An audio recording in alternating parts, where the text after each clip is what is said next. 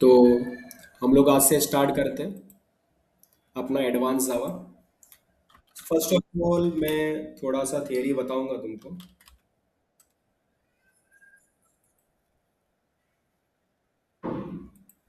सबसे पहले कुछ थोड़ा थियरी हो जाए। देखो, अभी तुमने सीखा कोर जावा, बराबर। कोर जावा सीखा है।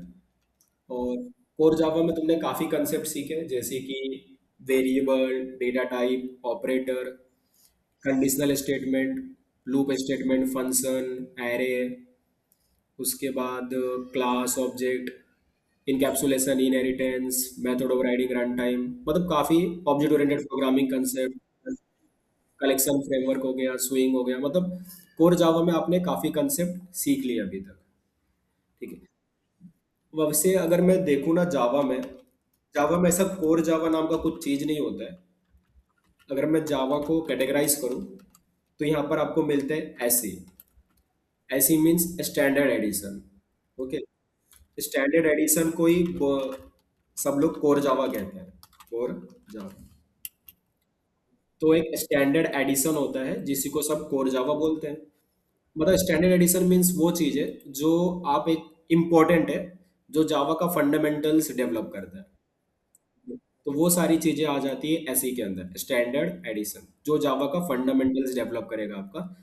जावा का फंडामेंटल्स डेवलप होने के बाद उसके बाद जो जावा के टेक्नोलॉजी से, फ्रेमवर्क से, वो आप आसानी से सीख सकते हो। तो जे इसको एक स्टैंडर्ड एडिशन है, तो इसको जेएसई बोल दो, जावा स्टैंडर्ड एडिशन। एक होता है जे डबल ई, इसको बोलते हैं जावा इंटरप्राइज एडिशन। जावा इंटरप्राइज एडिशन। और इसी को सब एडवांस जावा कहते हैं। इसी को एडवांस जावा बोलते हैं, एडवांस जावा।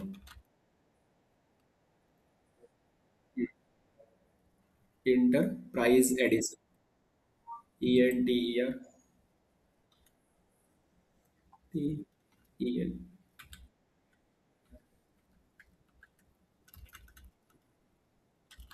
Enterprise edition. तो जेएसई होता है, एक होता है जेएमई। जेएमई जिसको जावा मोबाइल एडिशन कहते हैं, जावा मोबाइल एडिशन। तो सबसे इम्पोर्टेंट चीज़ ये हो गई जावा में कि पहले तो आप जेएसई सीख लो, जावा के फंडामेंटल्स पूरा क्लियर कर लो। ओके। तो जावा के फंडामेंटल्स क्लियर करने के बाद आप जा सकते हो जे डबल के अंदर, जावा एंटरप्राइज एडिशन के अंदर, या फिर आप जा सकते हो जेएमई के अंदर, जावा मोबाइल एडिशन के अंदर। अगर जे जे डबल के अंदर जाते हो तो आप बना पाओगे वेब एप्लीकेशन, आप बना पाओगे वेब एप्लीकेशंस। अगर आप इसके अंदर जाते हो तो आप बना पाओगे मोबाइल एप्लीकेशंस। तो इसमें से आप जो चाहिए वो फील्ड चूज कर सकते हो, कि आपको वेब एप्लीकेशंस में ज़्यादा इंटरेस्ट है तो आप जे डबल ई सीखो। अगर आपको मोबाइल एप्लीकेशंस में ज़्यादा इंटरेस्ट है तो आप जेएमई सीखो। ओके। मतलब जावा एक ऐसी टेक्नोलॉजी है जिसको आप सीखने के बाद चाहे तो दोनों फील्ड में जा सकते हो, या फिर करियर इन फ्यूचर, अगर आप सपोज आपने जे डबल ई सीख लिया है और आप इसमें करियर बना रहे हो अभी, बट इन फ्यूचर आपने सोचा नहीं अब मेरे को इसमें जंप करना है, मोबाइल एडिशन में जंप करना है, मोबाइल में करियर बनाना है, या मोबाइल में आगे कंटिन्यू करना है, तो आप इसमें भी आसानी से स्विच कर सकते हो, ज़्यादा कुछ नहीं होती है। मतलब कैसे होते हैं, बनाई बनाई क्लास होगा, बना बनाया फंक्शंस होगा, बने बनाई कुछ चीज़ें होंगी जिसको आपको थोड़ा सा समझना है, अंडरस्टैंड करना है। और इतना सब करने के बाद आप इतने कैपेबल हो जाते हो जिससे आप आसानी से इस चीज़ को समझ सकते हो, इसमें कोई डिफिकल्टी नहीं आती है। तो बस, तो अभी हम लोग आज अभी चालू करेंगे इसमें जे डबल ई, जावा इंटरप्राइज एडिशन। तो अभी जे डबल ई के अंदर, जावा इंटरप्राइज एडिशन के अंदर सबसे पहला देखो, हमारा जो इम्पोर्टेंट टॉपिक होगा वो होगा जेडीबीसी। जेडीबीसी जिसको हम जावा डेटा कनेक्टिविटी कहते हैं, डेटाबेस कनेक्टिविटी। फिर हम लोग पढ़ेंगे servlet, S C R V L E T, servlet. उसके बाद हम पढ़ेंगे जेएसपी वन बाय वन, और फिर हम लोग कुछ प्रोजेक्ट कर लेंगे। ओके। तो हमको ये चीज़ें पढ़नी है, जेडीबीसी पढ़ना है, सर्वलेट पढ़ना है, जेएसपी पढ़ना है, प्रोजेक्ट करना है। ये टेक्नोलॉजी के नाम है, इसके अंदर बहुत सारे सब टॉपिक्स भी आते हैं। जैसे कि जेडीबीसी में कुछ टॉपिक्स आएंगे, सर्वलेट्स के अंदर भी कुछ सब टॉपिक्स है, जेएसपी के अंदर भी हैं। ओके, फिर इन सबको मिलाकर ही हमको प्रोजेक्ट बनाने का है, ऐसे। अभी इसमें हमको करना कैसे जरा समझते हैं। तो मैं वन बाय वन चालू करूंगा, मैं डायरेक्टली आपको सर्वलेट जेएसपी नहीं बताऊंगा कि क्या होता है कैसे होता है। मैं वन बाय वन जाऊंगा, सबसे पहले मैं आपको पूरा जेडीबीसी ही समझाऊंगा। उसके बाद ही हम लोग वन बाय वन, जब जेडीबीसी खत्म होगा उसके बाद फिर हम लोग सर्वलेट के बारे में समझेंगे कि ये क्या है। तो चलते हैं इसके आगे। तो यहाँ पर मैं चालू कर रहा हूँ आपका जेडीबीसी का पार्ट, कि जेडीबीसी में हम लोग क्या है, क्या करने वाले जेडीबीसी में। चलिए, वैसे मैं बता देता हूँ, जेडब्ल्यू में इतना ही नहीं होता है, इसके आगे और भी चीज़ें हैं जेडब्ल्यू में। जैसे कि इसके आगे भी आप पढ़ सकते हो, जैसे कि इसके आगे भी आप पढ़ सकते हो हाइबरनेट, हाइबरनेट पढ़ सकते हो। इसके आगे आप स्प्रिंग फ्रेमवर्क पढ़ सकते हो, स्प्रिंग फ्रेमवर्क। इसके बाद आप स्प्रिंग बूट पढ़ सकते हो, स्प्रिंग बूट। तो मार्केट में जावा के बहुत सारे फ्रेमवर्क्स हैं, आप गूगल पे भी टाइप करके देखोगे, जावा फ्रेमवर्क्स, फ्रेमवर्क्स। तो बहुत सारे जावा के आपको फ्रेमवर्क्स मिल जाएंगे, कि यहाँ पर ही देख लो, स्प्रिंग बूट, हाइबरनेट, वाइडिन, ये बहुत सारे फ्रेमवर्क्स हैं ऐसे, स्टड, जे, जी डब्ल्यू टी, ये सब। तो जैसे टेक्नोलॉजी इवॉल्व हो रही है, जावा के टेक्नोलॉजीज भी इवॉल्व होते जा रहे हैं। ओके, तो जावा में अभी ऐसा सिनारियो है कि आप जो चाहिए वो कर सकते हो। चाहे तो आप वेब एप्लीकेशंस में जाना चाहो तो वेब एप्लीकेशन से पूरा करियर बना सकते हो, जावा में हर चीज़ पॉसिबल है। चाहे तो आप मोबाइल एप्लीकेशंस में जाना चाहो तो मोबाइल एप्लीकेशंस में भी करियर बना सकते हो, उसके लिए भी बहुत सारी चीज़ें जावा में अवेलेबल है, ऐसा। तो सीखने के लिए तो बहुत कुछ है जावा में, इसलिए जावा जो है इजी है। मतलब अगर आपको एक बार जेएसई आ गया, जेएसई आपको समझ में आता है, फंडामेंटल्स आपके क्लियर है, फंडामेंटल्स में कोई डाउट नहीं है, तो आप आराम से ये सारी चीज़ें सीख सकते हो। बट यही चीज़ है कि इसमें कुछ टर्म्स एंड टेक्नोलॉजीज कुछ ज़्यादा है, ठीक है, तो सीखने में ज़्यादा टाइम कंज्यूम हो जाता है। मतलब सीखना ईजी है, आराम से सीख सकते हो, बट टाइम देना पड़ेगा, थोड़ा टाइम लगेगा इसको सीखने में। ऐसा नहीं होगा कि तुरंत आप सीख जाओगे, बहुत जल्दी सीख जाओगे, आपको समय देना पड़ेगा इस सारी चीज़ों में। तो फिलहाल हम लोग अपने एडवांस जावा के कोर्स में तो जेडीबीसी सर्वलेट जेएसपी करेंगे, बट आगे अगर आपको ये भी करना है तो आप ये भी आगे फ्यूचर में कर सकते हो, hibernate, spring framework, spring boot. चलिए बढ़ते हैं। अब जेडीबीसी को मैं थोड़ा समझाता हूँ कि ये क्या चीज़ है, थोड़ा समझते हैं। अभी देखो,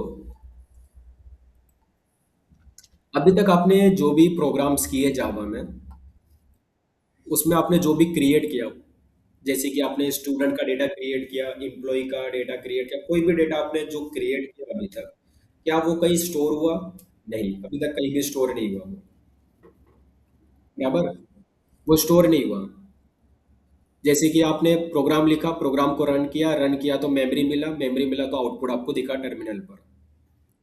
और जैसे ही प्रोग्राम बंद होते ही वो जो भी आपने क्रिएट किया था वो मेमोरी से डिलीट हो जाता है, तो वो कहीं सेव नहीं हुआ। जैसे कि आज आपने कुछ क्रिएट किया और उसको आप कल देखना चाहते हो तो आपको नहीं दिख सकता, क्योंकि वो कहीं सेव ही नहीं हुआ है। तो इसी चीज को अभी हमको सॉल्व करना है, और हमको क्या करना है, हमारा जो डेटा हम क्रिएट कर रहे हैं प्रोग्राम की मदद से, उसको हमको सेव करना है कहीं ना कहीं, बराबर। आउटपुट हमको दिख गया तो वो आउटपुट चला गया, बराबर। दोबारा वो स्टूडेंट, जो स्टूडेंट का डेटा हम देख पा रहे हैं, एम्प्लॉय का डेटा देख पा रहे हैं, वो कल नहीं दिखेगा, दोबारा चलाएंगे तो नहीं दिखेगा। बट अभी क्या करना है, उस चीज को हमको सेव कर देना है, और जिसकी मदद से मैं फ्यूचर में भी उसको यूज करना चाहूँ तो कर सकता हूँ। तो इसी के लिए हमारे पास आ गया जेडीबीसी, जावा डेटाबेस कनेक्टिविटी। पहले इसमें सबसे इंपॉर्टेंट ये है कि हम लोग पहले ये तीनों टर्म को समझे, इससे पहले हमको डेटाबेस को समझना पड़ेगा कि डेटाबेस क्या है। पहले इस चीज को समझा देता हूँ कि व्हाट इज डेटाबेस। तो डेटाबेस देखिए क्या है, तो ये एक सॉफ्टवेयर है। क्या एक सॉफ्टवेयर है? ओके, तो ये भी जैसे कि आप वीएस कोड इंस्टॉल किए, आपने इक्लिप्स इंस्टॉल किया, तो जिस तरीके से आपके सिस्टम में बहुत सारे सॉफ्टवेयर आपने इंस्टॉल किए, उसी तरीके से डेटाबेस भी क्या एक सॉफ्टवेयर है। एक ऐसा सॉफ्टवेयर है जिसके अंदर आप डेटा को स्टोर कर सकते हो। बराबर। इसके अंदर आप डेटा को स्टोर कर सकते हो।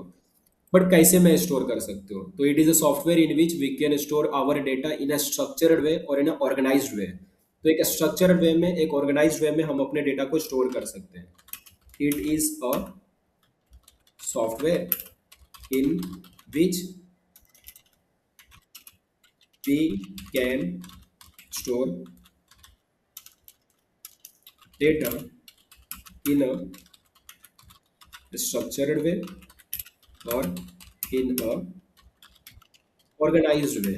तो स्ट्रक्चर्ड वे में कर सकता हूँ और ऑर्गेनाइज्ड वे में कर सकता हूँ।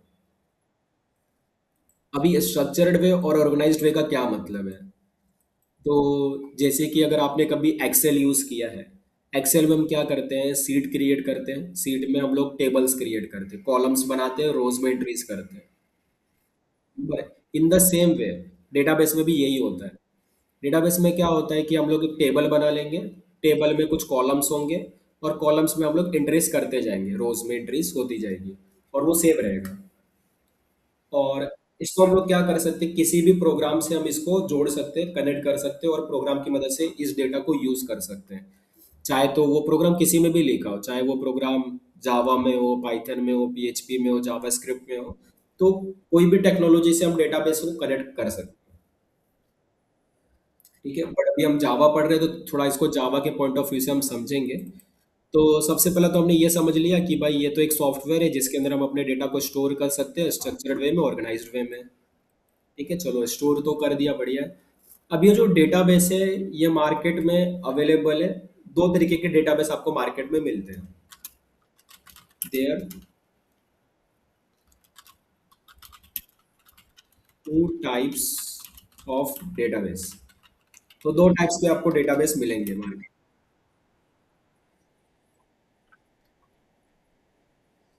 बराबर।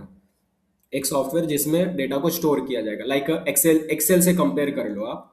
एक्सेल में आप किस तरीके से काम करते हो? एक्सेल में आप सीट बनाते हो, सीट में टेबल होता है, टेबल्स में कुछ कॉलम्स और रोज में एंट्रीज कर रहे हो, सेल्स होते हैं। ठीक है, इन द सेम वे यहाँ पर भी वही चीज है। ठीक है। हाँ, but there are two types of database. अब जरा समझते हैं, एक और चीज समझते हैं। देखो, डेटाबेस में काम करना है, जैसे कि डेटाबेस एक सॉफ्टवेयर है और डेटाबेस में मुझे काम करना है, तो मुझे एक लैंग्वेज आनी चाहिए जिसका नाम है एसक्यूएल। एसक्यूएल एक लैंग्वेज है, स्ट्रक्चर्ड क्वेरी लैंग्वेज। STRUCTURED,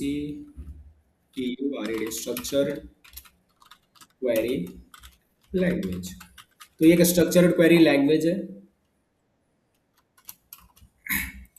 तो अगर मुझे डेटाबेस में काम करना है तो ये लैंग्वेज मुझे आनी चाहिए। अब इसमें होते क्या है, एसक्यूएल कमांड्स होते हैं। मतलब बहुत सारे बने बनाए कमांड्स लिखे होंगे, बस उस कमांड्स को आपको रन करने हैं। एसक्यूएल कमांड्स इसके अंदर होते हैं। क्या आपके कॉलेज में ये हो रहा है या फिर आपने सीखा है कॉलेज में?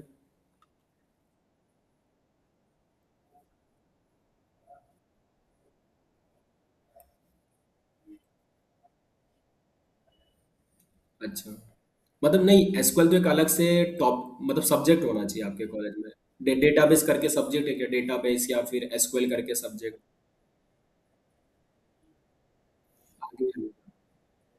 ओके, अभी नहीं है, ठीक है, कोई इशू नहीं।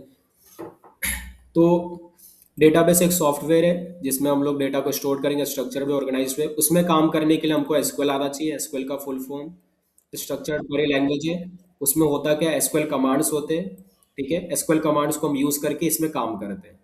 जैसे कि सपोज आपको टेबल क्रिएट करना है, तो टेबल का एक कमांड होगा जिसको आप रन करोगे तो टेबल क्रिएट हो जाएगा। टेबल में आपको एंट्री करनी है तो उसके लिए कमांड होगा। एंट्री को आपको मॉडिफाई करना है, उसके लिए कमांड है। एंट्री को आपको डिलीट करना है, उसके लिए कमांड है। या जितने भी डेटा आपके पास प्रेजेंट है, जितनी एंट्रीज प्रेजेंट है, उसको आपको देखना है या रीड करना है। ठीक है, तो उसके लिए कमांड है। तो हर एक पर्पस के लिए, हर एक वर्क के लिए, हर एक टास्क के लिए एसक्यूएल कमांड्स है आपके पास, जिसको आपको क्या करना है, बस आपको उस कमांड को राइट करना है और कमांड को रन करना है और आपका काम हो जाएगा। ठीक है। बट यहाँ पर हमारे पास दो टाइप के डेटाबेस आ जाते हैं, एक होता है एसक्यूएल एसक्यूएल और एक होता है नो एसक्यूएल।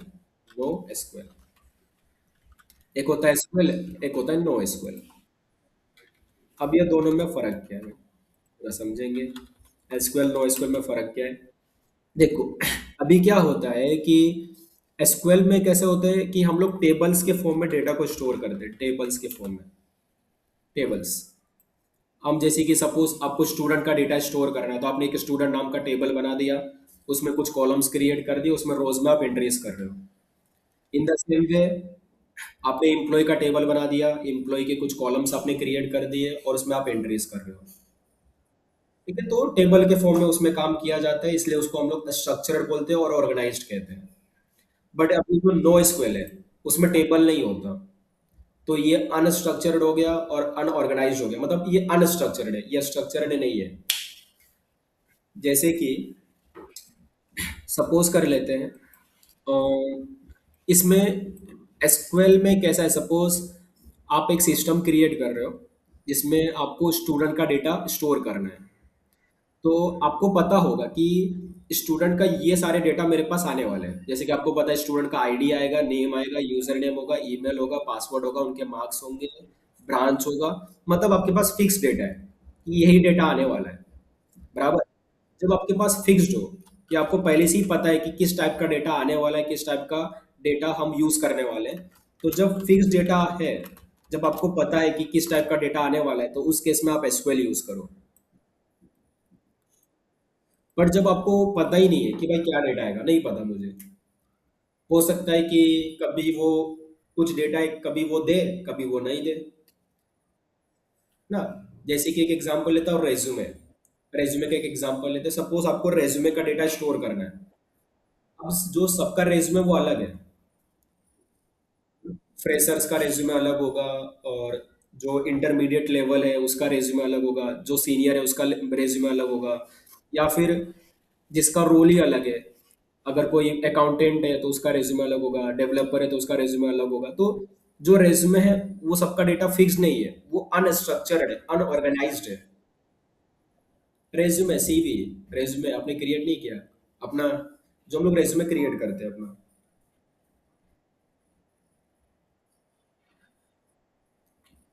मतलब रेज्यूमे होता है ना कि पोर्टफोलियो, जो आप बायोडेटा जो आप कभी भी कंपनी में इंटरव्यू देने जाते हो तो आप सबमिट करते हो, जिसमें आपका पूरा बायोडेटा लिखा रहता है कि आपने, आपका नाम क्या है, एड्रेस क्या है, आपका डिग्री क्या है, आपको क्या क्या चीज़ें आती है, एक्सपीरियंस क्या है। ठीक है, तो जो रेज्यूमे, जो सीवी है, जो आपका बायोडेटा है, पोर्टफोलियो, अलग अलग नाम है।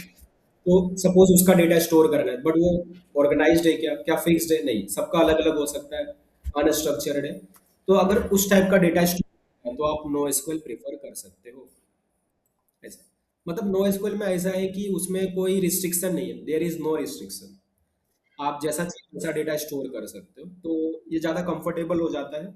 इसमें जो डेटा स्टोर होता है वो डॉक्यूमेंट के फॉर्म में होता है, डॉक्यूमेंट कहते हैं उसको। ठीक है, अभी यहाँ पर नो फिक्स डेटा, यहाँ पर कोई फिक्स डेटा नहीं होता, इसमें आप चेंजेस कर सकते हो, चाहे तो वो फील्ड प्रोवाइड करो, चाहे तो वो फील्ड ना प्रोवाइड करो। फिक्स नहीं है, मतलब नो फिक्स डेटा, फिक्स नहीं है। चेंजेस पॉसिबल है इसके अंदर, बट इसमें कैसा है कि जो कॉलम्स है उसी कॉलम्स का आपको डेटा प्रोवाइड करना है। बट इसमें ऐसा कुछ नहीं है भाई, आपको देना है तो दो, नहीं देना है तो आप मत भी दो, कोई भी इशू नहीं है। जैसे कि मैं एक एग्जांपल देता हूँ आपको छोटा सा।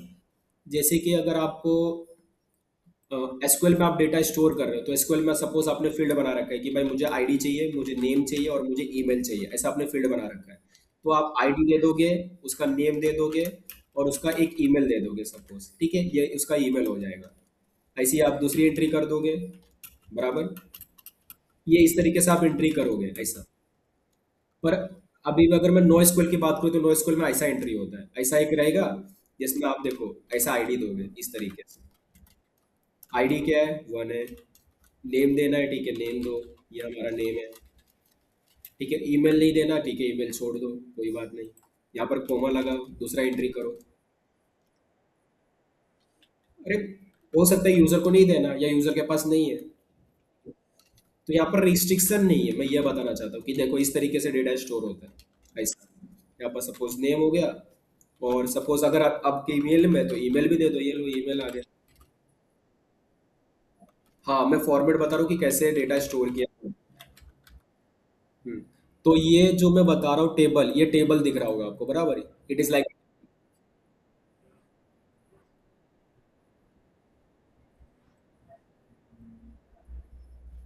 इसको हम लोग नॉर्मली अगर देखा जाएगा ना, इसको हम लोग जेसन कहते हैं, Jason type of data, Jason.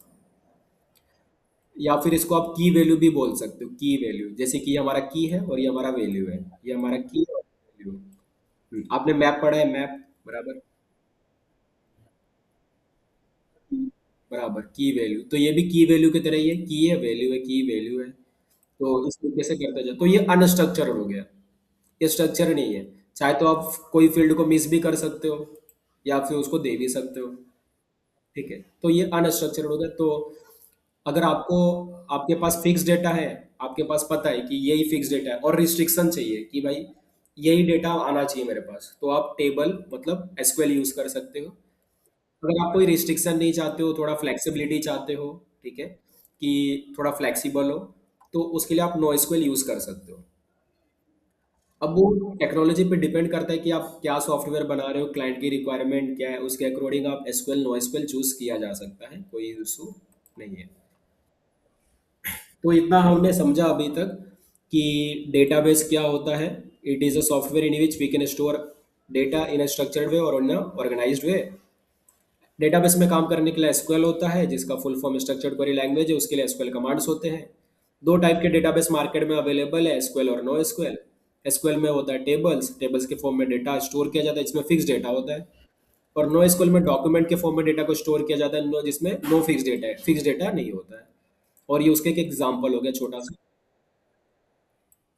देख सकते हो ना, जैसे इधर मैंने आईडी और नेम प्रोवाइड कर दिया, बट इधर मैं आईडी नेम ईमेल प्रोवाइड कर दिया। इसी तरीके से मैं नीचे आईडी नेम एड्रेस प्रोवाइड कर दूं। ठीक है, मतलब यहाँ पर रिस्ट्रिक्शन नहीं कि भाई इसी कॉलम में एंट्री होनी चाहिए, अलग से कॉलम, जैसे कि सपोज इसमें आपने कॉलम बना रखा है, 3 कॉलम आपने बना रखे हैं, आईडी नेम ईमेल बना रखा है, बराबर, स्टूडेंट के लिए, तो आप आपको आईडी नेम ईमेल ही प्रोवाइड करना है। आप कुछ और प्रोवाइड नहीं कर सकते, जैसे कि आपने बोला नहीं मेरे को तो एड्रेस देना है, तो आईडी नेम एड्रेस, एड्रेस के लिए जगह ही नहीं बना रखा है आपने, तो एड्रेस कहाँ स्टोर करोगे इसके अंदर? तो एड्रेस के लिए तो जगह ही नहीं है ना।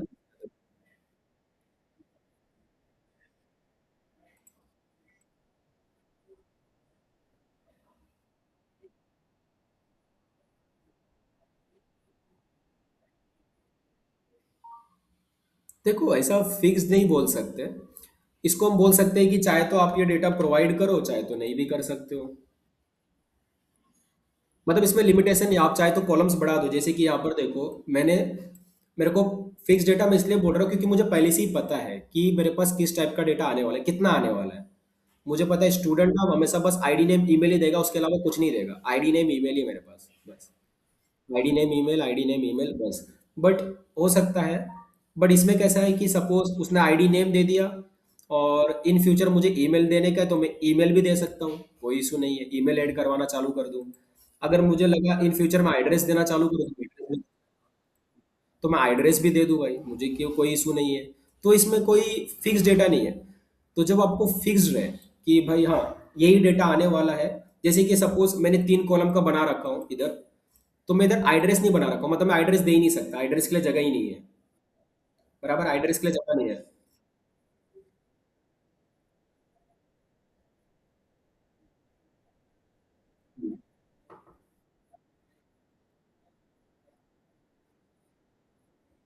बराबर नहीं है, उसके लिए मुझे क्या करना पड़ेगा, टेबल के स्ट्रक्चर में चेंज करना पड़ेगा, कोड में चेंज करना पड़ेगा। हम्म, अभी समझो ना कि अगर मुझे एक और फील्ड यहाँ पर ऐड करना है, वन मोर कॉलम ऐड करना है, तो मतलब मुझे टेबल का स्ट्रक्चर चेंज करना पड़ेगा, मुझे कोड में भी चेंज करना पड़ेगा, तभी जाकर एड्रेस नाम के कॉलम में क्रिएट होगा जिसमें मैं डेटा स्टोर कर पाऊंगा।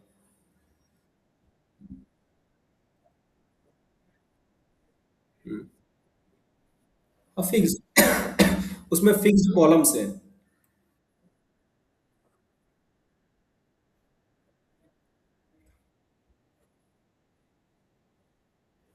हम्म, तो इधर फिक्स्ड हो गया एक तरीके से। यहाँ पर फिक्स नहीं है, आप चाहे तो देखो, जैसे कि यहाँ पर ईमेल आपके पास नहीं था, आपने नहीं प्रोवाइड किया, बट जो सेकंड स्टूडेंट था उसके पास ईमेल था, उसने ईमेल भी प्रोवाइड कर दिया अपना। हम्म। नो एसक्यूएल में फिक्स्ड डेटा नहीं है, मतलब एक रिस्ट्रिक्शन नहीं है आपके में, आप चाहिए तो कुछ एडिशनल एट्रीब्यूट्स प्रोवाइड कर सकते हो, एडिशनल फील्ड्स प्रोवाइड कर सकते हो, नहीं करना है तो नहीं करना।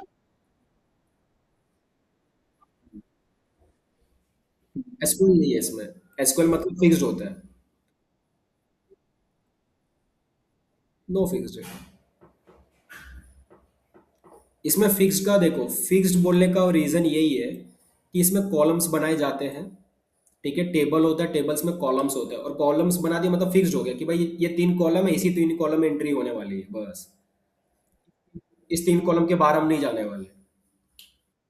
बट इसमें ऐसा नहीं है, इसमें कोई कॉलम वगैरह नहीं है, कोई टेबल नहीं है, कोई कॉलम नहीं है, इसमें की वैल्यू है। तो चाहे तो आपको जब इन फ्यूचर कुछ एडिशनल एट्रीब्यूट्स प्रोवाइड करने, आप एडिशनल की ऐड कर दो, की डाल दो, वैल्यू डाल दो। हाँ, अभी थोड़ा समझते हैं उसको। ठीक है, पहले ये बताओ, एसक्यूएल और नो एसक्यूएल में डिफरेंस समझा कि क्या मैं बता रहा हूँ? SQL, no SQL.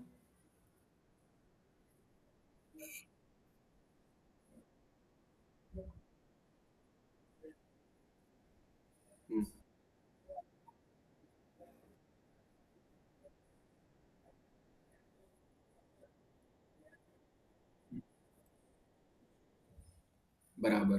देखो, अगर इन फ्यूचर आपको इंटरव्यू भी हो या फिर वाइवा हो या फिर किसी ने आपसे पूछा कि भाई एसक्यूएल नो एसक्यूएल में क्या डिफरेंस है, तो उसको यही बोलना कि भाई एसक्यूएल में हम लोग टेबल फॉर्मेट में डेटा को स्टोर करते हैं, और नो एसक्यूएल में हम डॉक्यूमेंट फॉर्मेट में टेबल को स्टोर करते हैं, जिसमें जेसन लाइक डेटा होता है, की वैल्यू पेयर में डेटा को स्टोर किया जाता है।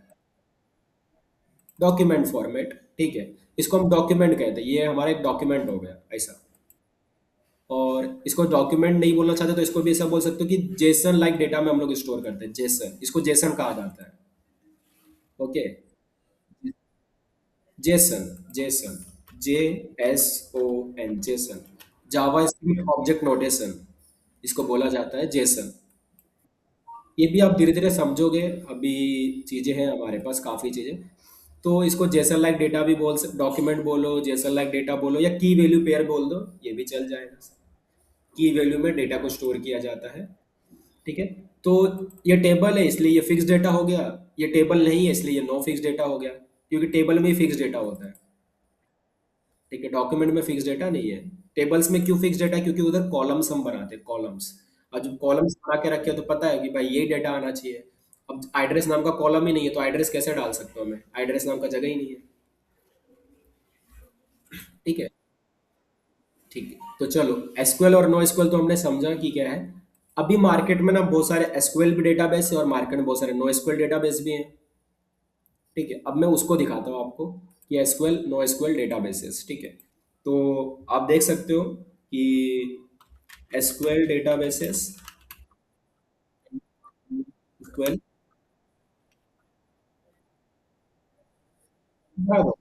हाँ, अगर है तभी ऐड कर पाऊंगा, नहीं है तो कैसे ऐड करूंगा, है ना? यहाँ पर आप डिफरेंस पढ़ सकते हो, ये लोग ने डिफरेंस दे रखा है, जैसे कि एसक्यूएल स्ट्रक्चर्ड क्वेरी लैंग्वेज है, and no SQL not only SQL, मतलब नो स्ट्रक्चर्ड क्वेरी लैंग्वेज है, और नॉन रिलेशनल है। अब ये रिलेशनल वर्ड क्या है? रिलेशनल को हम लोग टेबल भी बोलते हैं, रिलेशनल मीन्स टेबल। ठीक है, और इसमें नो टेबल, इसमें कोई टेबल नहीं होता है। ये एसक्यूएल की लैंग्वेज है। जब आप डेटा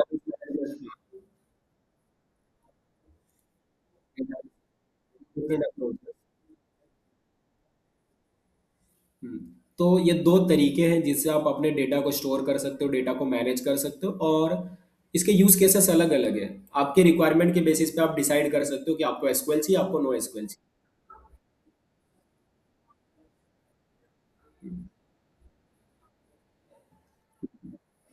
हाँ, ये फ्लेक्सिबल है, रिस्ट्रिक्शन नहीं है इसमें।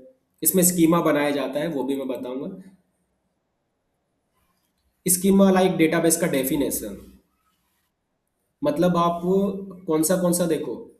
अभी जैसे कि मैं बोल रहा हूँ कि इसमें फिक्स डेटा नहीं होता है, बट कहीं ना कहीं हम कोडिंग करके, ठीक है, उसको फिक्स्ड बना देते हैं। ठीक है? जैसे कि मैं जब कोड करूंगा, जैसे कि मेरे को सपोज एक रजिस्ट्रेशन का फॉर्म है, और एक रजिस्ट्रेशन के फॉर्म से डेटा आ रहा है, तो रजिस्ट्रेशन का जो फॉर्म आपको दिखेगा उसमें तो फिक्स डेटा होगा ना, कि भाई नेम आपको एंटर करना है, यूजर नेम डालना है, ईमेल डालना है, पासवर्ड डालना है, कुछ फिक्स। वो जो सपोज आपने एक रजिस्ट्रेशन फॉर्म है, उसमें आपको कुछ 4-5 फील्ड दिख रहा है, उसमें आपने डेटा फिल करके जब सबमिट किया, वो डेटा मेरे पास आएगा, बैकएंड के पास आएगा। अब बैकएंड क्या करेगा, उसको डेटाबेस में स्टोर करेगा। ठीक है, जब डेटाबेस में स्टोर करेगा तो उसके पास कुछ फिक्स्ड अमाउंट ऑफ डेटा आ रहा है कि भाई, बराबर। हाँ, क्योंकि आपने यूआई में वही बना रखा है, यूआई में आपने दिखा रखा है कि भाई मेरे पास name, user name, email, password होना चाहिए। ठीक है, तो जो फिक्स डेटा आ रहा है तो वही डेटा मैं स्टोर करूंगा मेरे डेटाबेस में, चाहे वो एसक्यूएल हो चाहे वो नो एसक्यूएल हो। ठीक है, वही डेटा जाने वाला है, बराबर। तो कहीं ना कहीं हम लोग क्या करते हैं, कोडिंग करके हम लोग फिक्स्ड डेटा कर देते हैं। ठीक है, कोडिंग करेंगे तो फिक्स्ड ही हो रहा है, ये भी आप समझ सकते हो कि हम लोग कोडिंग करके रिस्ट्रिक्शन प्रोवाइड कर सकते हैं कि भाई ये चीज आनी चाहिए मेरे पास। ठीक है, या तो ये चीज नहीं है। ठीक है, फिक्स्ड किया जा सकता है, बट फिर भी जो डेटाबेस है नो एसक्यूएल वाला, उसमें फ्लेक्सिबिलिटी है कि आप आसानी से चेंज कर सकते हो।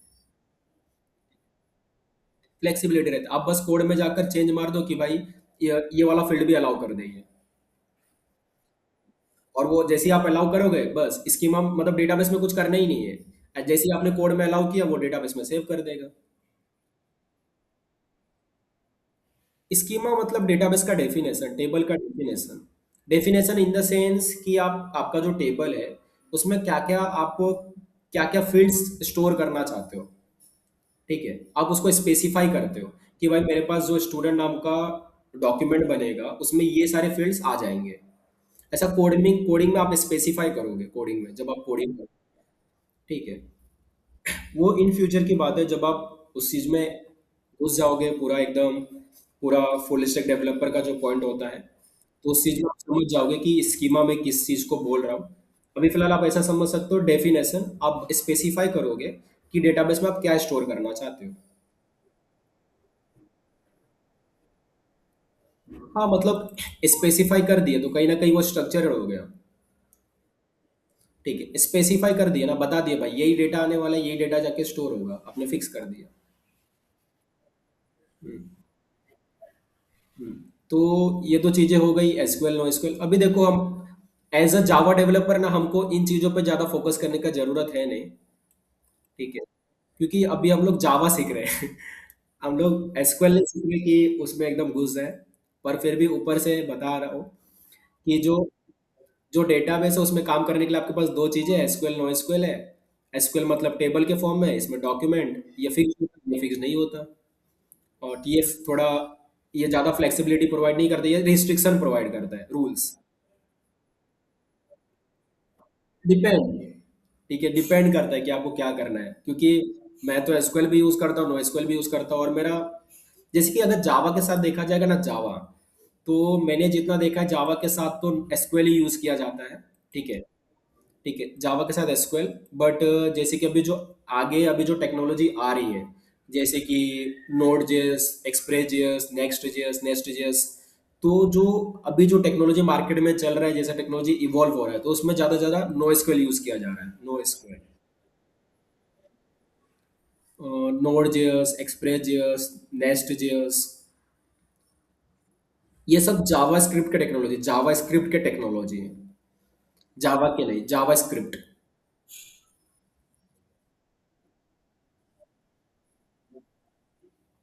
ये मैं बताऊंगा जब मैं आपको सर्वलेट का थियरी पढ़ाऊंगा ना, तो मैं आपको अच्छे से बता दूंगा कि मैं क्या बोलना चाहता हूँ जब सर्वलेट की थियरी बताऊंगा। अभी मैं जीडीबीसी के ऊपर हूँ, तो मैं डेटाबेस की थियरी बता रहा हूँ। ठीक है, तो ये चीजें हो गई एसक्यूएल नो एसक्यूएल के बारे में।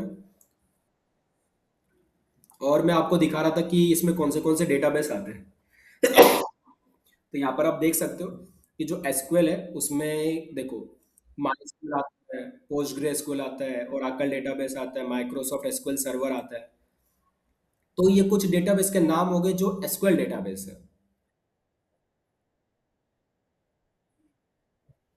तो ये एसक्यूएल डेटाबेस है, एसक्यूएल। और नो एसक्यूएल की बात करें तो उसमें आपको मिलेगा MongoDB, Apache Cassandra, Redis, amazon DynamoDB. तो ये सारे डेटाबेस है जो नो एसक्यूएल कैटेगरी में आते हैं। हाँ, amazon का खुद का भी डेटाबेस है, amazon डायनोडीबी। जितने भी बड़े बड़े कंपनीज आपको पता है ना, वो अपना खुद का डेटाबेस बना के डालते हैं।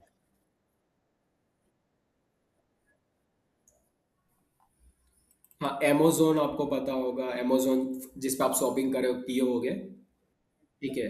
तो उसकी बहुत सारी चीज़ें मार्केट में अवेलेबल है, जैसे कि amazon web service, AWS cloud platform है। ठीक है, amazon का डेटाबेस है। और आगे बहुत सारी चीज़ें, जैसे कि अगर आपको कोई भी वेबसाइट लाइव करना है तो आप AWS को यूज़ कर सकते हो, amazon वेब सर्विस को यूज़ कर सकते हो, और उधर अपने जो भी आपने प्रोजेक्ट बनाया है, चाहे तो कोई भी, तो उसको आप लाइव कर सकते हो इंटरनेट पे, उसको मैनेज कर सकते हो। ऐसे तो काफ़ी सारी चीज़ें जो बड़ी बड़ी कंपनीज हैं उन वो खुद की अपनी टेक्नोलॉजीज लाती रहती हैं, जैसे कि माइक्रोसॉफ्ट है, उसका माइक्रोसॉफ्ट एसक्यूएल सर्वर है।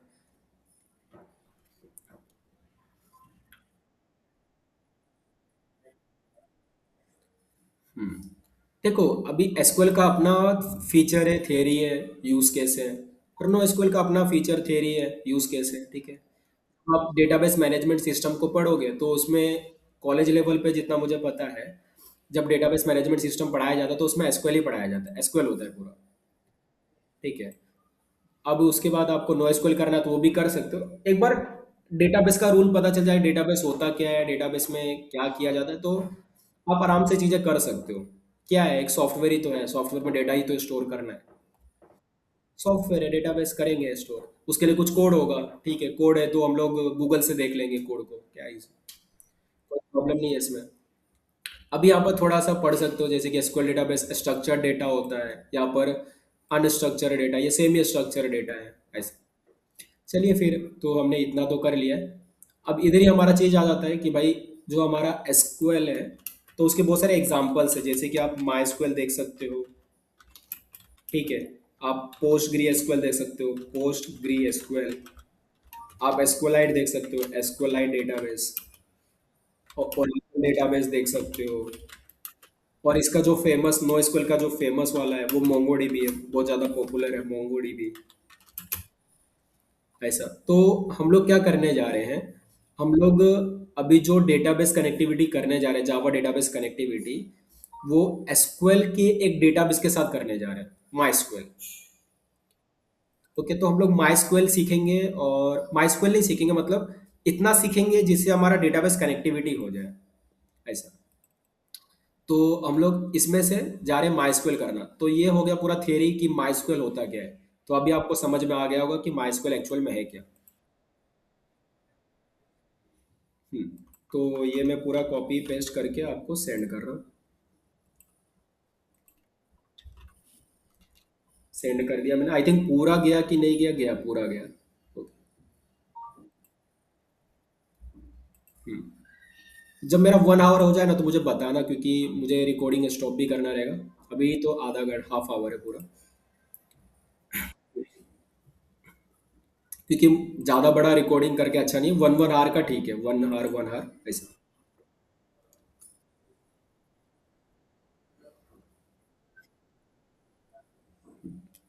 तो यहाँ तक हम पहुँच गए। तो अभी आपको ये पिक्चर क्लियर है कि माइस्क्वेल क्या होता है।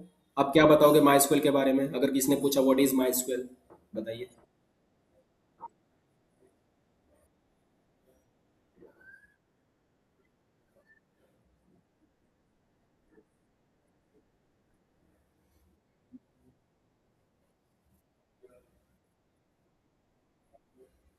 वो ठीक है।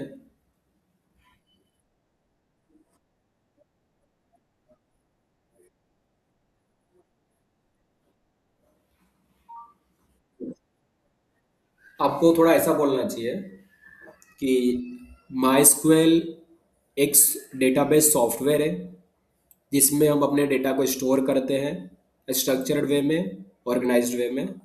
उसमें वर्क करने के लिए एसक्यूएल आनी चाहिए, एसक्यूएल कमांड्स या structured query language. With the help of SQL हम लोग माई एसक्यूएल के अंदर काम कर सकते हैं। ओके। माई एसक्यूएल है क्या, डेटाबेस ही तो है। डेटाबेस क्या, सॉफ्टवेयर है जिसमें हम लोग डेटा को स्टोर कर रहे हैं, वो भी स्ट्रक्चर्ड और ऑर्गेनाइज्ड वे में। और उसमें काम करने के लिए आपको क्या आना चाहिए, एसक्यूएल आना चाहिए, क्योंकि उसमें एसक्यूएल ये एसक्यूएल का, एसक्यूएल डेटाबेस का एक टाइप हो गया ये। SQL is the my SQL is the type of SQL database.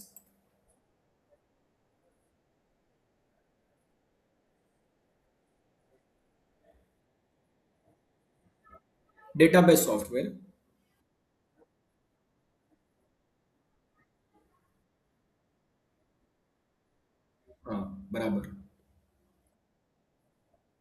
हाँ, डेटाबेस सॉफ्टवेयर सॉफ्टवेयर है, बट कौन सा सॉफ्टवेयर, किस कैटेगरी का सॉफ्टवेयर है डेटाबेस? देखो, डेटाबेस क्या होता है, अगर आपसे सीधे ये पूछा जाए कि व्हाट इज डेटाबेस।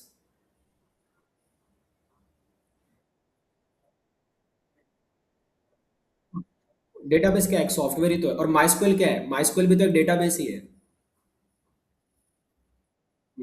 मैंने आपको बताया कि डेटाबेस के दो टाइप है आपके पास, एसक्यूएल, नो एसक्यूएल, दो कैटेगरी आती है।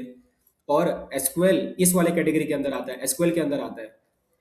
बट ये इसका ओरिजिन कहाँ से है? डेटाबेस से ही तो है, डेटाबेस के अंदर ही तो सब कुछ आ रहे हैं।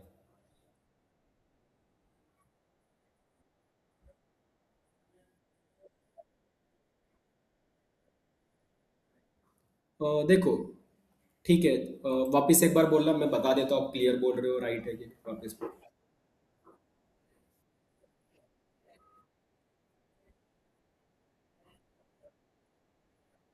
हाँ, बराबर, वही सुने।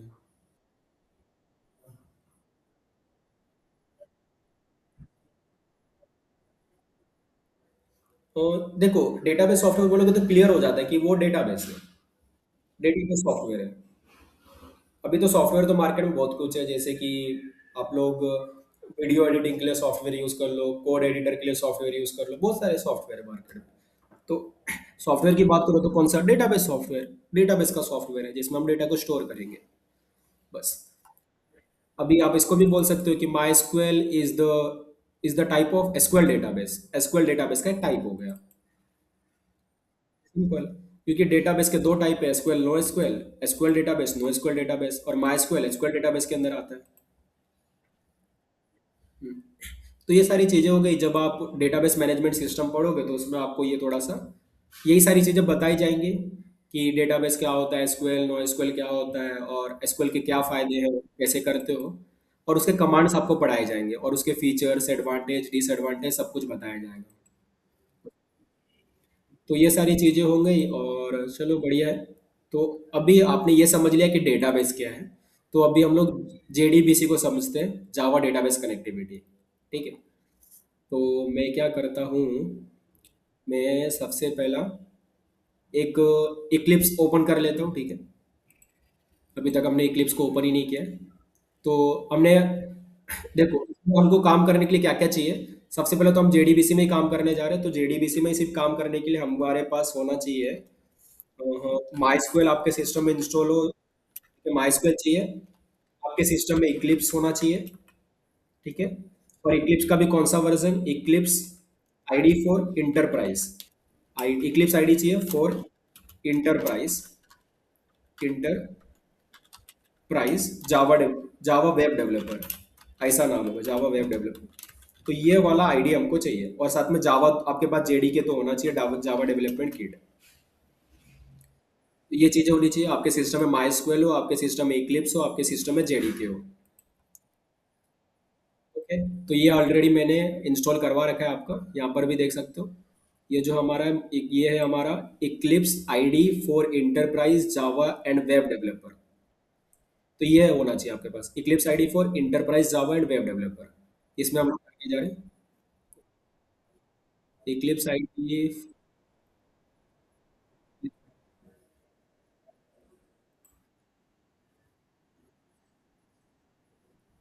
कोई इशू नहीं, मैं नहीं, तुम्हारा मैंने करेक्ट ही करवाया था, मैंने ही करवाया था ना।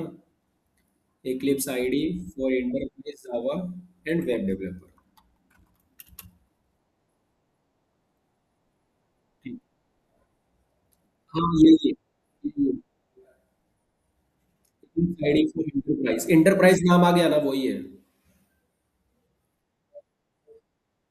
वर्क बेंच यही है। ये जब मैंने, यही है, मैंने ही तो करवाया था। यही। कोई इशू नहीं है, सब आपके पास सेटअप है। चलिए, तो आपके सिस्टम में माइस्क्वेल भी है, Eclipse IDE for enterprise Java and web developer भी है, और जेडीके भी है। ठीक है। तो अभी हम लोग चालू कर सकते हैं। सबसे पहला मैं क्या करूंगा, मैं अपना इक्लिप्स ओपन करूंगा। इक्लिप्स ओपन करते समय ये मेरे से वर्क प्लेस पूछेगा कि आपका कोड कहाँ सेव करना चाहते हो आप। ठीक है, तो आप एक फोल्डर बना के उसको स्पेसिफाई कर दो पाथ। यहाँ से ब्राउज कर लो और आप स्पेसिफाई कर दो कि आप कहाँ रखना चाहते हो। तो मैं अपना यूट्यूब के अंदर एडवांस जावा JEE के अंदर इस फोल्डर को मैं सिलेक्ट कर ले रहा हूँ, ठीक है। सिलेक्ट फोल्डर, तो कोई भी एक फोल्डर बना लेना और उसको सिलेक्ट कर लेना, ओपन कर लेना, तो यहाँ पर वो आ जाएगा, ठीक है। तो इसी के अंदर हम लोग जो भी कोड करेंगे इसी वाले पाथ के अंदर करेंगे, हमारा सारा कोड इसी पाथ के अंदर सेव होता रहेगा। इसको मैं लॉन्च कर देता हूँ, अभी ये ओपन हो जाएगा इक्लिप्स।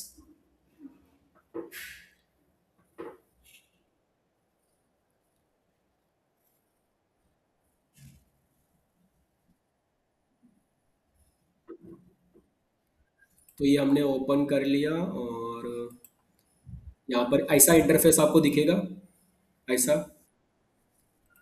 देख सकते हो। इसमें देखो, इसमें आपको कोड करने के लिए ना, आपको देखो क्या करना है। कोड करने से पहले मैं थोड़ा सा, यहाँ पर आप पहले एक फाइल बना लेना, फाइल पे आना, न्यू पे जाना, फाइल से न्यू पर, और न्यू से जाने के बाद यहाँ पर आप ले लेना प्रोजेक्ट। प्रोजेक्ट देखो यहाँ पर एक प्रोजेक्ट करके मिल रहा है, प्रोजेक्ट, ठीक है। तो प्रोजेक्ट पे क्लिक कर लेंगे और जावा प्रोजेक्ट सिलेक्ट कर लेंगे, जावा प्रोजेक्ट। जावा प्रोजेक्ट करने के बाद नेक्स्ट, नेक्स्ट करने के बाद आप प्रोजेक्ट का नाम दे दो। तो मैं प्रोजेक्ट का नाम दे देता हूँ JDBC, ये मेरे प्रोजेक्ट का नाम हो गया।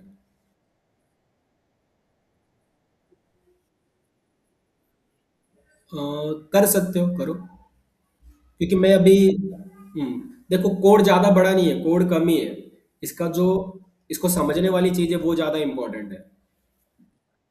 कोड क्या है, कोड देखो, कोड आपको मैं बाद में भी प्रोवाइड कर दूंगा। कोड आपको गूगल से भी मिल जाएगा, किसी भी AI टूल से भी कोड मिल जाएगा।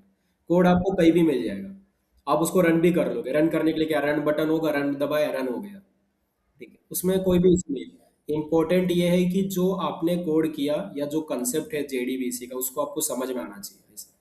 कंसेप्ट समझना इसमें ज़्यादा इंपॉर्टेंट है, कोड को रन करना कोई बड़ी बात नहीं है। अभी आपको इतना समझ जाना चाहिए, आपने कोर जावा कर लिया है, ठीक है। तो कोड तो आपको कहीं से भी मिल जाएगा, कोड आपके पास रहेगा। उसको रन कैसे करना है वो भी आपको पता रहेगा। बट उस कोड में हो क्या रहा है वो ज़्यादा इंपॉर्टेंट है, आपको वो पता रहना चाहिए कि हो क्या रहा है। तो पहले तो आपको जो भी फ्लेक्सिबल रहे, ठीक है। आपको जैसा ही फ्लेक्सिबल है, अगर आप साथ साथ कर सकते हो तो साथ साथ भी करो, या फिर मेरा तो बोलना बस यही कि ज़्यादा इंपॉर्टेंट ये है कि आप उसको, चीज़ों को समझ लो। क्योंकि मैं जो कोड है वो आपको दे दूंगा, ओके। कोड आपके पास रहेगा, चाहे उसको आप रन कर सकते हो या बाद में आप वीडियो रिकॉर्डिंग देख के एक बार वापस रिपीट कर सकते हो। पर समझना ज़्यादा इंपॉर्टेंट है, बाकी तो आप, कोड आपको कहीं से भी मिल जाएगा। तो प्रोजेक्ट नेम मैंने JDB से डाल दिया। इतना आप खुद से भी कर सकते हो मेरे साथ, और कोई डाउट वगैरह रहेगा तो आप वो पूछ सकते हो मेरे से। तो प्रोजेक्ट नेम हमने JDBC दे दिया है। और यहाँ पर आप देख सकते हो एग्जीक्यूशन इन्वायरमेंट ये पूछ रहा है, तो वो तो बाय डिफॉल्ट सिलेक्टेड ही है।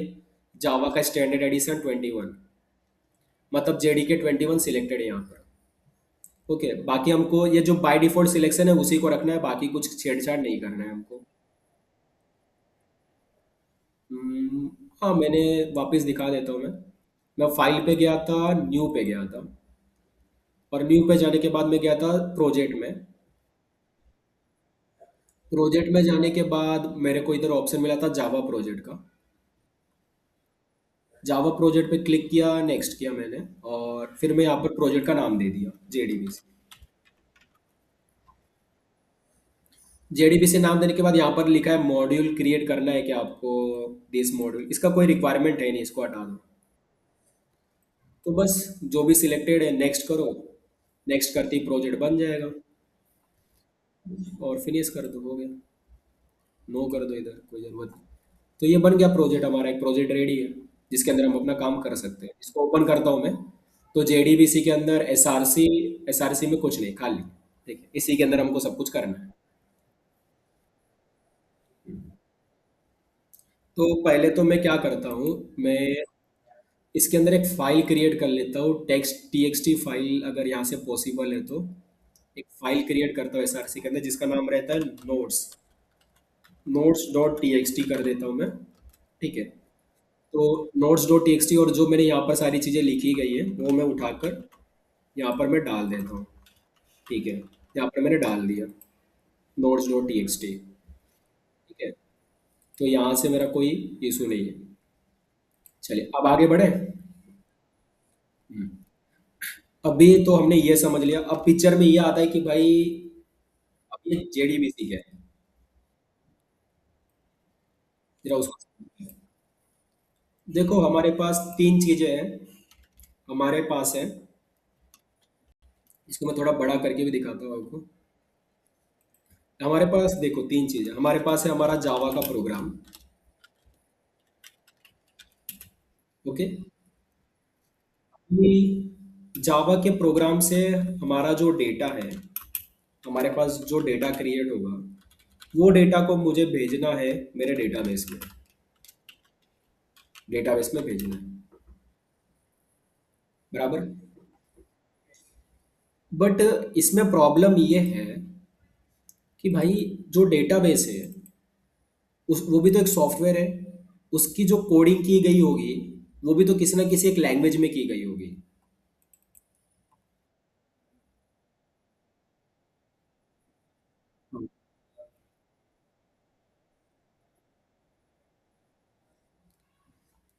डेटा मतलब क्या है? जो डेटा मीन्स जो भी इंफॉर्मेशन। ठीक है, किसी भी चीज का आपके पास इंफॉर्मेशन, उसी को आप डेटा बोलोगे।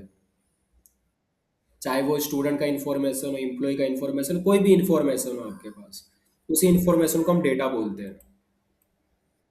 हाँ, डेटा किसी के बारे में भी हो सकता है, एनीथिंग, बुक से रिलेटेड हो सकता है, यूजर से रिलेटेड हो सकता है, कॉलेज, कुछ भी, एनी इंफॉर्मेशन, कोई भी इंफॉर्मेशन, उसी को हम डेटा बोलेंगे। Any information. और उसी इंफॉर्मेशन को, उसी डेटा को मुझे कहीं ना कहीं सेव कर देना है, जो कि मैं डेटाबेस में करने जा रहा हूँ।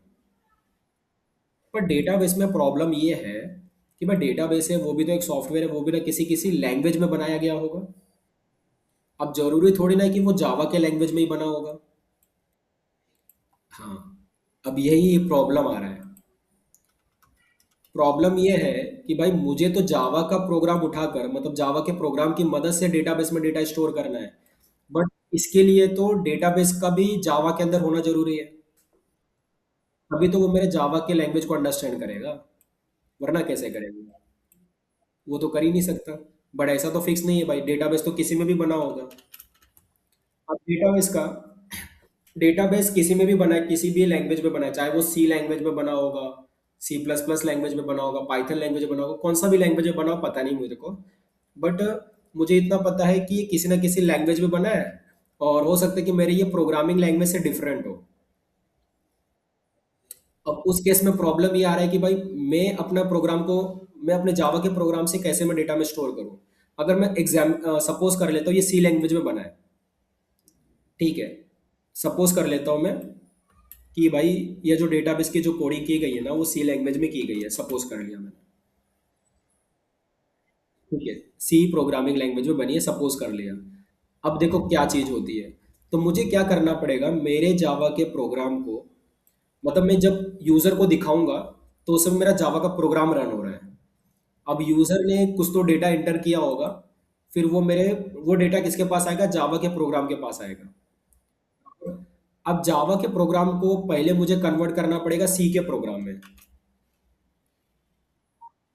बराबर।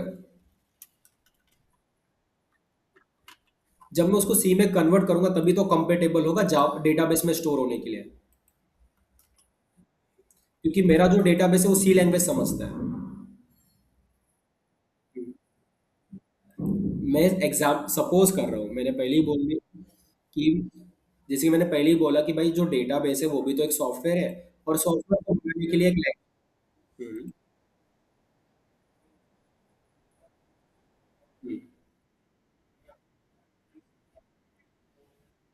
बराबर, ट्रांसलेटर चाहिए बीच में।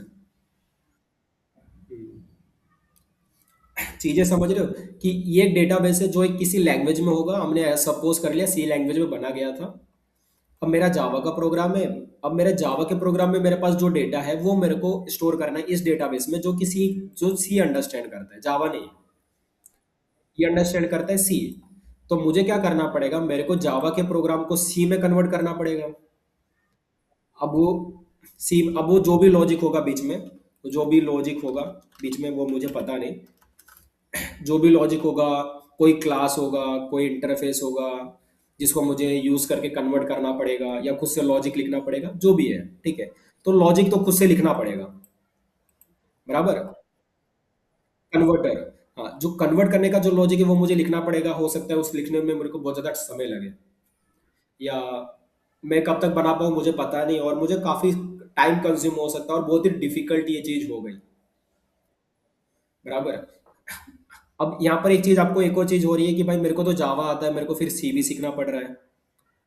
सी सीखना नहीं पड़ रहा, इन डिटेल सीखना पड़ेगा तभी तो मैं कन्वर्ट कर पाऊंगा, वरना मैं कन्वर्ट ही नहीं कर सकता। तो यहाँ पर इशू ये हो रहा था कि अगर कोई जावा का प्रोग्रामर है और उसको जावा के प्रोग्राम से जो डेटा उसके पास है, अगर उसको डेटाबेस में स्टोर करना है, अब डेटाबेस की क्या लैंग्वेज है वो मुझे पता नहीं, और किस लैंग्वेज में पता नहीं, मुझे क्या करना पड़ेगा, अब जिस भी वो लैंग्वेज में बना गया है मुझे उसको कन्वर्ट करना पड़ेगा जावा टू उस डेटाबेस स्पेसिफिक लैंग्वेज में कन्वर्ट करना पड़ेगा, जिससे वो डेटाबेस में जाकर डेटाबेस अंडरस्टैंड पाए और मेरे ऑपरेशंस को परफॉर्म कर पाए, बराबर।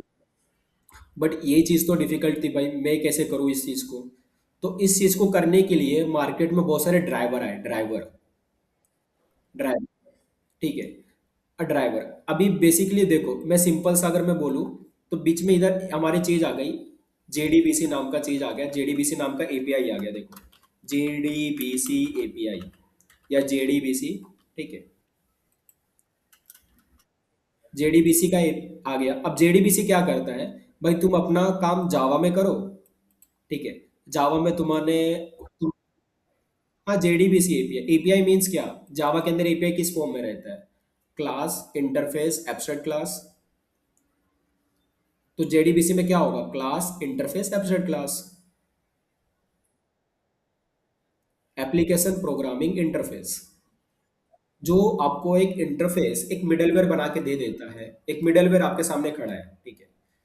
तो जैसे कि सपोज यहाँ पर मेरे पास एक मिडलवेयर खड़ा है, ये मेरा मिडलवेयर हो गया। अब इसका काम ये है कि मैं कोड जावा में लिखूंगा, और इसका काम ये रहेगा उस जावा के कोड को उठाकर डेटाबेस के कंपेटिबल लैंग्वेज में कन्वर्ट करना, बराबर। तो वो हमारा काम हो ही नहीं, हमने वो छोड़ दिया जेडीबीसी के ऊपर, ठीक है, हमने वो जेडीबीसी के ऊपर छोड़ दिया है। अब जेडीबीसी का काम ये है कि भाई वो क्या करे, हमारे कोड को कन्वर्ट करे डेटाबेस के कंपेटिबल लैंग्वेज में, बराबर। तो बीच में ये मिडलवेयर आ गया, एक बीच में एक इंटरफेस आ गया जिसका काम ये है कि डेटाबेस के कंपेटिबल लैंग्वेज में कन्वर्ट करना, ठीक है, ये चीज आती है। अब देखो क्या मार्केट में क्या चीज चल रही है, कि देखो जो भी डेटाबेस है, मार्केट में बहुत सारे डेटाबेस हैं ना। अब हर डेटाबेस का क्या चीज है, हर डेटाबेस ने कहीं ना कुछ डेटाबेस के भी एपीआई होते हैं, जरा समझा करो।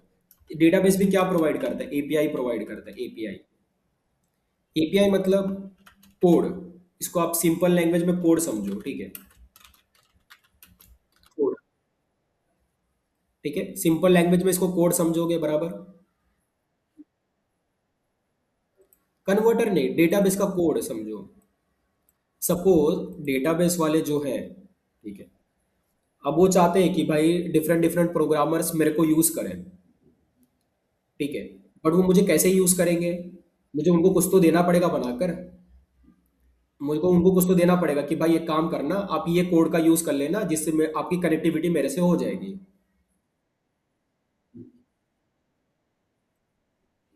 हाँ, जेडीबीसी भी एपीआई, एपीआई मतलब ये समझो, एपीआई का मतलब आप क्या समझ रहे हो। नहीं भाई, एपीआई का मतलब है, अभी जावा के अंदर एपीआई में बोलूँ तो कोई क्लास होगा, इंटरफेस होगा, या एब्स्ट्रैक्ट क्लास होगा। इन शॉर्ट मैं बोलूँ कोड होगा, कोड, कुछ तो कोड है भाई, ठीक है, कोड समझ लो, कोड इजी रहेगा आपके लिए, कोड समझना कि भाई कुछ तो बीच में कोड लिखा गया है, ठीक है, कोड समझो, वो ज्यादा इजी रहेगा आपके लिए। देखो डेटाबेस ने, अब डेटाबेस चाहता है कि डिफरेंट डिफरेंट प्रोग्रामर मेरे को यूज करें, तो डेटाबेस ने डिफरेंट डिफरेंट एपीआई बना रखे हैं, ठीक है, जैसे कि अब वो चाहता है कि जावा का प्रोग्राम यूज करे, तो जावा के प्रोग्रामर को उसने कुछ सेट ऑफ रूल्स एपीआई दे दिए बनाकर, ठीक है, कुछ कोड दे दिया। अब वो कोड जेडीबीसी ने यूज कर लिया, जेडीबीसी ने क्या किया, उस कोड का इम्प्लीमेंटेशन कर लिया, ठीक। साथ में उसने इसका इम्प्लीमेंटेशन करके खुद कुछ क्लासेस बना लिए, कुछ इंटरफेसेस बना लिए, कुछ एब्स्ट्रैक्ट क्लासेस बना लिए। ठीक है। और वो क्लासेस, वो इंटरफेसेस, वो एब्स्ट्रैक्ट क्लास उसने जावा को दे दिया। अब बोला कि भाई तुमको ये काम करना है तो ये वाला क्लास यूज कर लेना, ये वाला इंटरफेस यूज कर लेना, ये वाला एब्स्ट्रैक्ट क्लास यूज कर लेना, तुम्हारा काम हो जाएगा। अरे देखो, जावा ने, देखो डेटाबेस ने, सपोज इसको ऐसा समझो कि इसने तुमको कुछ सेट ऑफ रूल्स प्रोवाइड किए। रूल्स, अब रूल्स आप याद होगा एब्स्ट्रैक्ट क्लास इंटरफेस में हमने पढ़ा था। ठीक है, सपोज इसने कुछ सेट ऑफ रूल्स प्रोवाइड किए। वो सेट ऑफ रूल्स को किसने यूज कर लिया? जेडीबीसी ने यूज कर लिया। बराबर, इम्प्लीमेंटेशन प्रोवाइड कर दिया डेटाबेस ने। रूल्स, अब रूल्स मींस क्या? जैसे कि आपने, मैंने एक बनाया था, एक मोबाइल का एक एग्जांपल दिया था आपको, कि आपके पास सपोज मोबाइल का एक रूल है। जैसे कि मोबाइल का सेट ऑफ रूल क्या कहता है कि आपके पास कैमरा होना चाहिए, रैम होना चाहिए, कीपैड होना चाहिए, स्टोरेज होना चाहिए, देन ओनली आप उसको मोबाइल बोलोगे। उसी तरीके से अगर आपको डेटाबेस के साथ कनेक्टिविटी करना है तो आपके पास ये सारी चीजें होनी चाहिए। ठीक है, कुछ चीजें होनी चाहिए। वो चीजें क्या कर दी, जो भी रिक्वायर्ड चीजें थी, जो भी रिक्वायर्ड रूल्स थे, वो जेडीबीसी ने बनाकर रख लिया। ठीक है, जेडीबीसी ने वो काम कर दिया, बना के रख दिया है। ठीक है। अब उसने, जेडीबीसी ने क्या किया, जब रूल्स को इम्प्लीमेंट किए उस समय उसने कुछ क्लास बनाए, कुछ इंटरफेस बनाए, कुछ एब्स्ट्रैक्ट क्लास बनाए। बराबर, क्लास, इंटरफेस या एब्स्ट्रैक्ट क्लास कुछ भी हो सकता है। ठीक है। अब भी, अब वो जो उसने क्लास, इंटरफेस, एब्स्ट्रैक्ट क्लास बनाए वो बनाए जावा के अंदर। ठीक है, जावा प्रोग्रामर के लिए। अब जावा प्रोग्रामर के लिए इजी हो गया। जावा प्रोग्रामर को क्या करना है, जेडीबीसी जो क्लास, इंटरफेस, जो एब्स्ट्रैक्ट क्लास प्रोवाइड करता है उसी को बस यूज करना है। बराबर, बस उसी को हम यूज करेंगे और हमारा काम हो गया। और हमको कुछ भी नहीं करना है, नथिंग। हम्म, बराबर। इम्प्लीमेंट करके, जैसे कि, अब जैसे कि उसका इम्प्लीमेंटेशन क्या था कि जेडीबीसी में, कि हमारा जेडीबीसी कर क्या रहा था, अगर मैं देखूँ तो जावा के कोड को डेटाबेस स्पेसिफिक लैंग्वेज में कन्वर्ट कर रहा था, एक ट्रांसलेटर का काम कर रहा था। ठीक है, तो जेडीबीसी ने बीच में जो भी रूल्स अपने थे, मतलब जो भी फंक्शंस जो भी थे, उसके अंदर ये कन्वर्जन का कोड लिख दिया कि जावा का प्रोग्रामर, जावा के प्रोग्राम से ये कोड आएगा, इस कोड को मुझे इसमें कन्वर्ट करके दे दो। ठीक है, तो उसने वो जो कन्वर्जन का लॉजिक था कि जावा के प्रोग्राम से डेटाबेस स्पेसिफिक लैंग्वेज में कैसे मैं कन्वर्ट करूं, जो मुझे खुद करना पड़ता था, वो जेडीबीसी ने करके रख दिया है।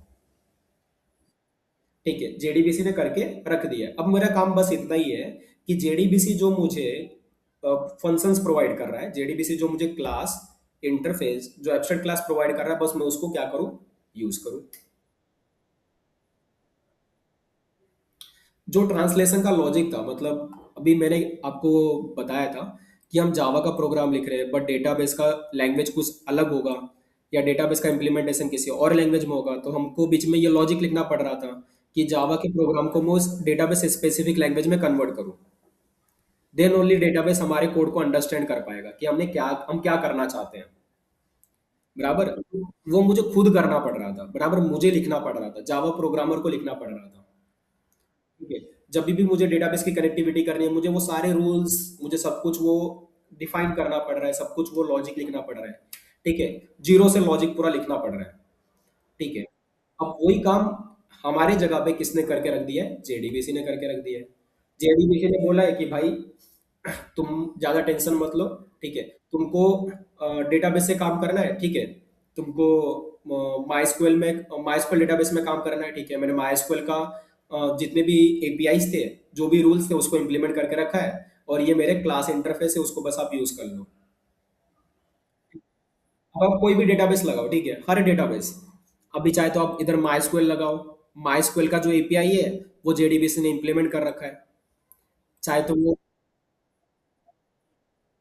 बना रखे, बस हमको क्या करना, सेट ऑफ रूल्स, जो डेटाबेस के जो भी कनेक्शन के लिए जो भी रूल्स थे, ठीक है, या डिफरेंट पर्पस के लिए बना रहे।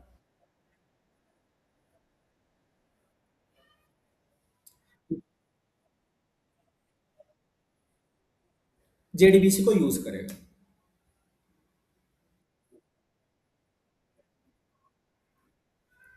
ठीक है।